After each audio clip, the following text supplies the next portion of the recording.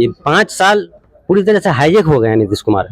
जो करवाना चाहती है बीजेपी वो करती है, बस एक कठपुतली की तरह। वो जिस तरह राष्ट्रपति इंडिया में कठपुतली है ना, उसी तरह का। अब नए मुद्दे जो रोजगार है, स्वास्थ्य है, इस पे वोट किया जाएगा और वो सब धर्म के नाम पे नहीं होगा। टक्कर दोनों का ही है। किसका जैसे आरजेडी का और एमआईएम का, और यहाँ पे और यहाँ पे बाकी सब पीछे। बाकी सब पीछे है। आसान थोड़ी रहता है, मुखिया मेंबर इलेक्शन आसान नहीं रहता है, तो विधानसभा इलेक्शन कैसे आसान होगा? एक एक सीट पे जान लगा देगा पार्टी। मुस्लिमों को टारगेट कीजिए, सीमांचल किशनगंज को टारगेट कीजिए, पूरा हिंदू वोट अपने एक सट्ठा कर लीजिए। लेकिन इस बार ऐसा होने वाला नहीं है। यूपी नहीं है ये। यहाँ मंदिर और मस्जिद से ज्यादा अभी युवा बेरोजगार है और पूरा जागरूक हो चुके हैं युवा। सम्राट चौधरी ने तो कहा है कि गिरिराज सिंह हुए। बांग्लादेश जाना पड़ेगा लोगों को। जी, जिनका जी। हाँ देखा है? ऐसे ही वो वोटों का ध्रुवीकरण करते हैं, ऐसे भाषा का ये करके कि ताकि हिंदू मुस्लिम हो जाए। यूपी में क्या हो रहा है? एक खास कम्युनिटी को टारगेट करके उसको बर्बाद किया जा रहा है। उसके जो इबादत गाह है उसको बर्बाद किया जा रहा है, बुलडोजर चलाया जा रहा है, दंगा किया जा रहा है, बाजब नारा लगाया जा रहा है।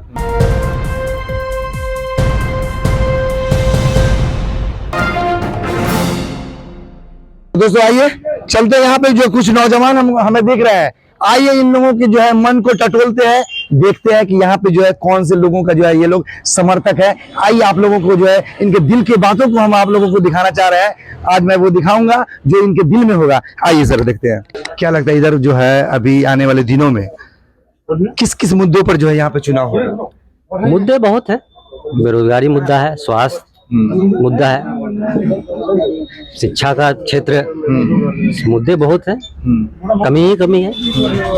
बिहार पूरी तरह से नीतीश कुमार तो बहुत अच्छा काम किए हैं, लेकिन जब से बीजेपी का संगत में आए हैं उनका भी चाल ढाल बदल गया है। 2015-20 तक तो अच्छा किए, ये 5 साल पूरी तरह से हाईजेक हो गए हैं नीतीश कुमार। बीजेपी के सम्राट चौधरी हुए या सम्राट चौधरी ने तो कहा है कि गिरिराज सिंह हुए। बांग्लादेश जाना पड़ेगा लोगों को। जिनका हाँ देखा है? ऐसे ही वो वोटों का ध्रुवीकरण करते हैं, ऐसे भाषा का ये करके कि ताकि हिंदू मुस्लिम हो जाए।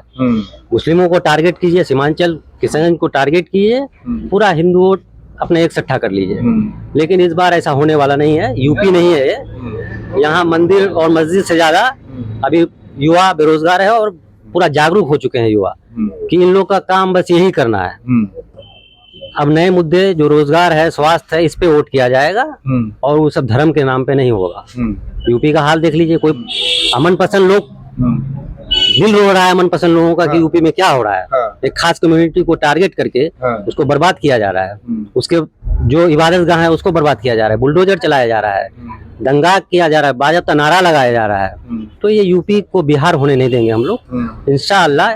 सीमांचल में 24 मुस्लिम क्षेत्र बहुल सीट है, 20-22 तो आरजेडी महागठबंधन को जा रहा है इस बार। तो यहाँ पे तो हम लोग जहाँ लगातार देख रहे हैं एमआईएम हर तरफ हो रहा है, बहादुरगंज में भी हो रहा है एमआईएम नहीं, एमआईएम के वो लोग हैं जो विदेश में रहते हैं, जो बाहर रहते हैं, जो वोट देने नहीं आते हैं। अभी बोलेंगे तो हमको गाली बहुत सुनेंगे। जानते हैं कि पूरा एकदम बीजेपी की तरह उसका ये है, सोशल मीडिया पावर स्ट्रॉन्ग है पूरे इंडिया लेवल पे और चलता है कमेंट। एक आप लिख दीजिए, खिलाफ बोल दीजिए, कुछ नहीं पूछता है। किसके खिलाफ? एमआईएम के खिलाफ। या उनके आवाज भी तो वही उठा रहा है। आपके तेजस्वी यादव उठाते इस तरह का आवाज उठाने से क्या है? अब तक कुछ मुसलमानों के, आपने कहा कि मुसलमानों के साथ यूपी में ऐसे हो रहा है वैसे हो रहा है, आपने कहा अभी। तो अगर इस तरह से हो रहा है तो आवाज सबसे पहले कौन उठा रहा है? उसी एक्शन का रिएक्शन हो रहा है, ये भी जान लीजिए। वही जो एक्शन कर रहा है कई साल से अपना सत्ता वो पाने के लिए, उसी का रिएक्शन हो रहा है मुसलमानों के साथ पूरे देश में। तो क्या मुसलमान अब सत्ता पाने के मुसलमान इलेक्शन न लड़े?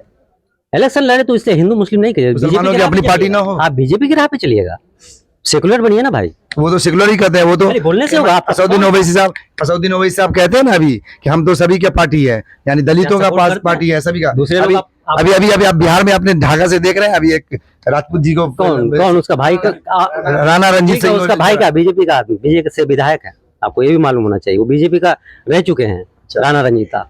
क्या पता कि आज जीत के बीजेपी चले आए। बहुत सारे लोग हैं वोट लेके बीजेपी चले आए। एक घर में ऐसे बहुत सारे लोग हैं कि बाप जो है जदयू में है, बेटा आरजेडी में है। तो राजनीति तो सही है, राजनीति तो ही आप उसका मिसाल नहीं दे सकते। वो आइडियोलॉजी का खेल है। इसके आइडियोलॉजी कहाँ से? राजनीति में कोई किसी का पर्सनली दुश्मन होता नहीं है, वो तो आइडियोलॉजी नजर आया एमआईएम में मुस्लिम कुछ होगा वहाँ, हमको तो इतना एग्जैक्ट मालूम नहीं है। मुस्लिम वोटों की संख्या होगी उसमें, वो खेल कर दिया है, फिर उसको दिल तो उसका बीजेपी में ही रहेगा। क्या वजह है कि आप लोग यहाँ पे मास्टर मुजाहिद साहब को मास्टर में 24 घंटे में 18 घंटा बेचारा 2010 में पहला इलेक्शन लड़ा था, हार गया था 2015, उसके बाद 5 साल नहीं बैठा, वो दिन रात एक किया, उसका नतीजा उसको 2015 में जदयू से निकल के आए हैं वो। जी जदयू है से। ना, क्या गारंटी है कि फिर से नीतीश कुमार की अगर सरकार बन जाती है बिहार में तो फिर से ना जदयू ज्वाइन कर ले? ऐसी कोई बात नहीं होगी। आदमी क्या आपको लगता है कि आरजेडी में ठीक पाएंगे वो आप? बिल्कुल बिल्कुल, सत्ता उसी की आ रही है। अगर नहीं आएगी 20 साल झेल चुके हैं। हाँ 20 साल और 25 साल नहीं देंगे, इतना भी बिहार ये नहीं है कि 20 साल 2005 से 20 तक नीतीश कुमार को दे दिए हैं। अब पूरा उक्तू का कोई नयापन नहीं है नीतीश कुमार के अंदर। 2020 तक मुस्लिमों के लिए बहुत कुछ किए हैं, लेकिन पूरी तरह से भी हाईजेक है बीजेपी। जो करवाना चाहती है बीजेपी वो करती है, बस एक कठपुतली की तरह। वो जिस तरह राष्ट्रपति इंडिया में कठपुतली है ना, उसी तरह का। नीतीश की सरकार बिहार में नहीं चल रही है, वो लोग इशारे पे चल रहे हैं बीजेपी की सरकार। आना भी पड़ेगा तो आरजेडी कांग्रेस के साथ ही, वो अगर 20-25 जो भी सीट लाए आरजेडी कांग्रेस के साथ। कौन लाएगा 20-25? नीतीश कुमार। हाँ उसमें सिमट जाएगा। वो 45 अभी शायद है, वो आधे में सिमट जाएगा और आएगा आरजेडी कांग्रेस। हो सकता है कि गठबंधन में ले ले, वो अलग बात है। फिर से महागठबंधन उसको शामिल जी सरकार महागठबंधन ही बनेगी। अगर नीतीश कुमार अगर चाहेंगे बाद में मिलना तो आ जाएंगे, इधर आ सकते हैं जी आना चाहिए, मौका दिल आना चाहिए, नहीं आना चाहिए, आना चाहिए। अगर खुले दिल से आ रहा है और पुरानी आदतों को छोड़ रहा है तो आना चाहिए। सर आप कोचा धवन के जो है यहाँ पर के जो है आप प्रवासी हैं, क्या लगता है यहाँ पे जो है मास्टर मुजाहिद जी को ही आरजेडी से मिलेगा? जी एक तरफा है, पूरा पब्लिक का मांग है। बिल्कुल राजस्व मिले या ना मिले, मिलेगा ही, नहीं मिलेगा तो एक तरफा माहौल। फिर हाजी साहब इजार हस्बी साहब का क्या होगा?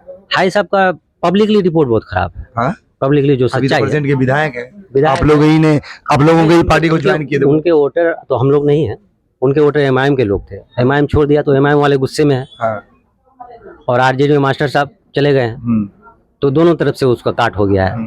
पब्लिकली फील्ड उसका खराब जो है। एमआईएम हम लोग तो वोटर नहीं, हम लोग तो जदयू में भी थे, मास्टर साहब तो मास्टर साहब के साथ थे। एक्चुअली मास्टर के दीवाने हैं हम लोग, वो जिधर जाते हैं उधर जाते हैं हम लोग। मास्टर साहब जिधर जाएंगे उधर? जी मास्टर साहब एमआईएम में जाएंगे तो आप जाएंगे एमआईएम में? हो सकता है, हो सकता है। तो दो नाव पे है भैया, मतलब मास्टर साहब जिधर जाएंगे उधर ही जाएंगे, तो आपका तो अपना दिमाग नहीं हम चल रहा है। पर्सनली बोल रहे हैं मास्टर साहब के ये है। ये तो भक्त वाली बात हो गई, हम मोदी भक्त है, हम आरजेडी भक्त है। हम भक्त इसलिए है कि अच्छा काम कर रहा है, भक्त इसलिए है कि अच्छा काम करे। कोई अच्छा काम करे, एमआईएम वाला भी करे। आपका अगर जैसे एमआईएम के भक्त लोग हैं, आरजेडी के भक्त लोग हैं, वही वैसे जो है आप भी कह रहे हैं कि मास्टर मुजाहिद जी अच्छा काम कर रहा है इसलिए भक्त है। अगर एमआईएम का आपका अगर लोकल स्थानीय प्रतिनिधि एमआईएम से भी है तो सपोर्ट कीजिए। बीजेपी से अच्छा काम कर रहा है तो क्या कहना चाहते भैया, क्या कहना चाहते? एक मिनट पहले बोलिए। मतलब हम कहना ये चाहते हैं कि मतलब दोनों का वोट है, ऐसा नहीं है कि एक ही का है, दोनों का है। दोनों का मतलब किसका? एमआईएम का भी है और इसका आरजेडी का भी है। दोनों का यहाँ पे दोनों का है। देखिए आपके सामने ही, देखिए आपके सामने ही बोल रहे हैं। आपने कहा सिर्फ यहाँ पे आरजेडी की हवा है, इन्होंने कहा कि यहाँ पे दोनों का। पहले ही बोला कि एमआईएम की भी है, जदयू बीजेपी की भी होंगे।